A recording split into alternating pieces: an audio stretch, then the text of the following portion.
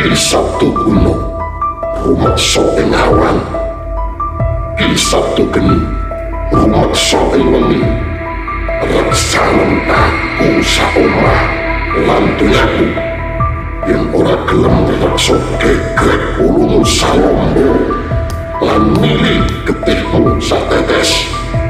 Ingsun aturake Allah, kenal prasape cat Allah. Yen sira gelem sanaan aku njaluk pratondo, sira saben dina malam tak kunjung sekukulem Gondoalung.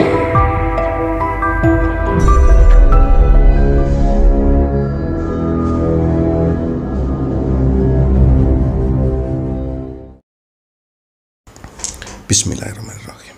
Assalamualaikum warahmatullahi wabarakatuh. Rahayu, rahayu, rahayu. Masih di ijazah Bapak Jokowi, karena kita akan kawal terus sampai kasusnya ini betul-betul selesai.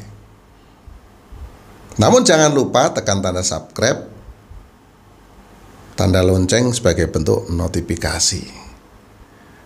Karena apa yang saya sampaikan ini adalah dari sisi spiritual dan sekaligus menjabarkan apa yang mereka ini sampaikan, agar kita semua jelas dan gamblang. Jadi ada kata-kata yang kurang dipahami dan akhirnya kita jadi gagal paham, nanti kita bisa ikut terhasut dan akhirnya kita bermasalah. Disinilah saya akan sampaikan apa yang saya ketahui secara spiritual dan tentunya tidak memihak siapa-siapa. Kali ini adalah pernyataan dari Egy Sujana. Nah, teman-teman pasti sudah menonton video yang dulu saya post tentang Egy Sujana, kehidupannya dari kecil seperti apa sampai sekarang bagaimana dan peruntungannya nanti bagaimana, dan di kasus ijazah ini nanti dia bagaimana. Di video yang pertama saya sudah sampaikan. Dan kali ini kita akan membahas apa sih yang disampaikan oleh Egy Sujana setelah mengikuti gelar perkara dan memberikan keterangan. Egy Sujana mengatakan karena dia lawyer, dia bisa menjawab pertanyaan-pertanyaan dari polisian secara cepat sehingga cepat keluar. Yang mana sebelumnya kita ketahui bersama bahwa Egy Sujana ini adalah ketua tim TPUA. Nah, setelah gelar perkara terjadi dan polisi di sini menghentikan penyelidikan, naik satu tingkat menjadi penyidikan. Lagi-lagi setelah memberikan keterangan di kepolisian dan di sini menggelar konferensi pers, Egy Sujana mundur dari ketua TPUA. Jadi nggak mau lagi membela-bela ulama dan dialihkan kepada teman-temannya. Disebutlah Al-Katiri, Rijal Fadilah, dan lain-lain. Ini video ini sudah saya sampaikan di sebelumnya. Maksud saya kata-kata ini sudah saya sampaikan sebelumnya. Kata-kata apa? Egy Sujana ini pandai nanti tarik ulur. Dan sekarang saatnya mundur. Setelah teman-temannya maju, geruduk, dia mundur. Sembunyi dan pergi ke Malaysia. Nah, lalu Egy Sujana mengatakan, di Malaysia dikejar-kejar hitman katanya, pembunuh bayaran. Nah, kalau dikejar-kejar pembunuh bayaran terus itu di negeri orang, apa nggak sudah selesai? Ini saya lihat ini mengada-ada.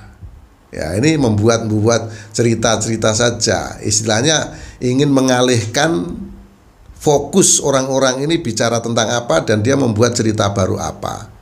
Ya, namanya juga pengacara. Terus saya juga pernah sampaikan orangnya ini pandai tarik ulur. Ya, orang didorong-dorong kalau sudah maju dia mundur gitu. Nah, dan di sini Egy Sujana juga mengatakan dari dulu sudah meminta ditunjukkan ijazahnya Bapak Jokowi. Kalau Pak Jokowi punya ijazah dan ditunjukkan, Egy Sujana siap untuk minta maaf dan cash close. Jadi kasusnya mau ditutup. Namun beda dengan Pak Jokowi yang tidak mau kasus ini ditutup begitu saja. Karena ini sudah kemana-mana arahnya.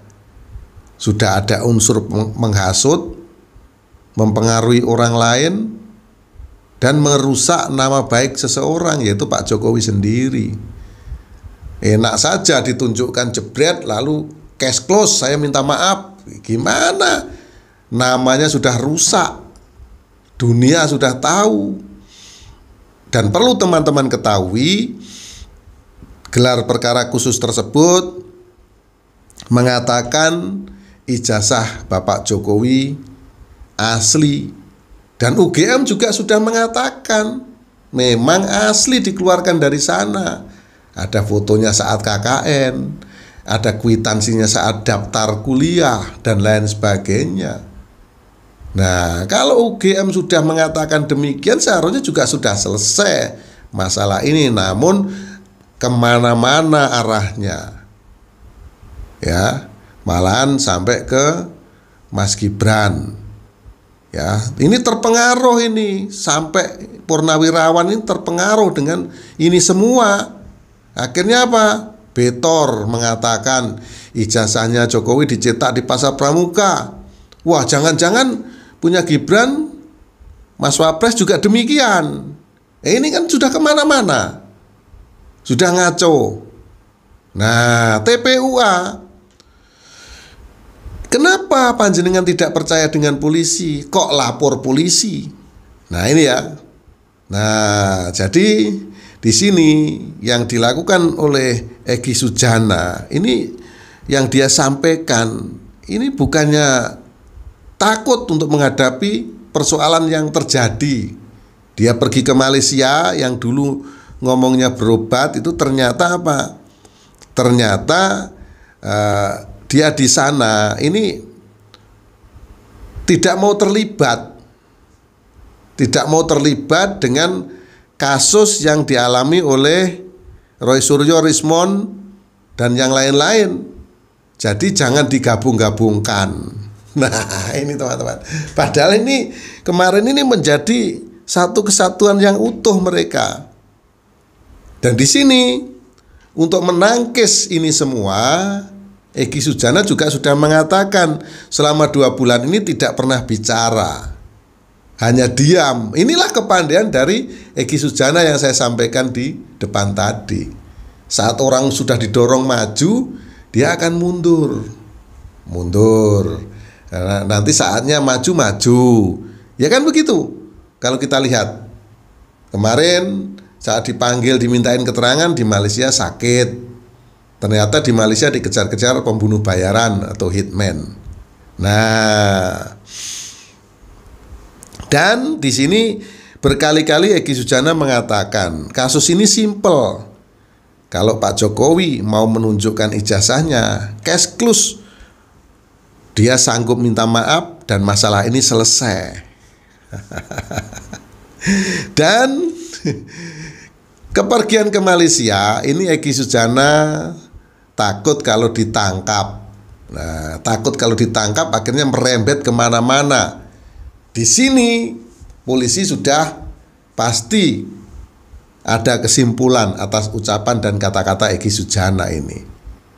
Maksudnya merembet kemana-mana, ini kemana? Ini tanda tanya besar. Ini perlu digali, ya, lebih dalam lagi. merembetnya kemana. Ya ini ya teman-teman ya. Jadi apa yang disampaikan oleh Egy Sujana ini saya terjemahkan satu persatu ya. Satu persatu. Yang pertama tadi Egy Sujana waktu itu dipanggil, dimintain keterangan. Karena kan yang melaporkan ini kan grupnya Egy Sujana nih, TPUA nih.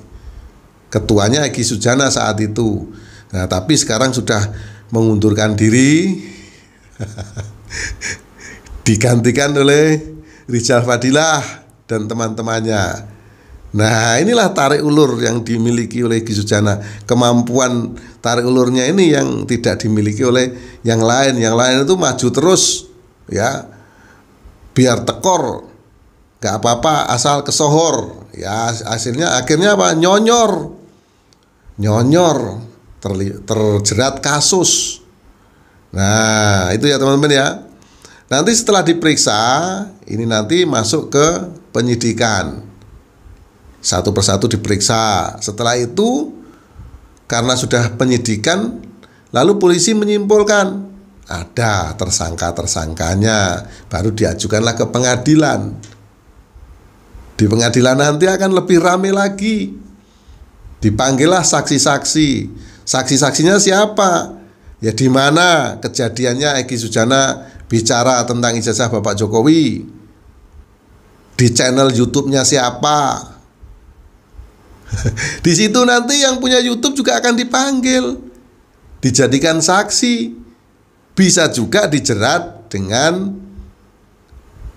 Undang-Undang ITE karena melalui channel-channel panjenengan berita ini tersebar ke masyarakat. Berita apa? Ya jelas menyiarkan berita bohong. Berita bohongnya di mana? Lah ijazahnya Bapak Jokowi asli dikatakan palsu. Itu di channel siapa? Menghasut, siapa yang terhasut? Banyak yang terhasut. Yang terhasut banyak. Orang purnawirawan saja terhasut.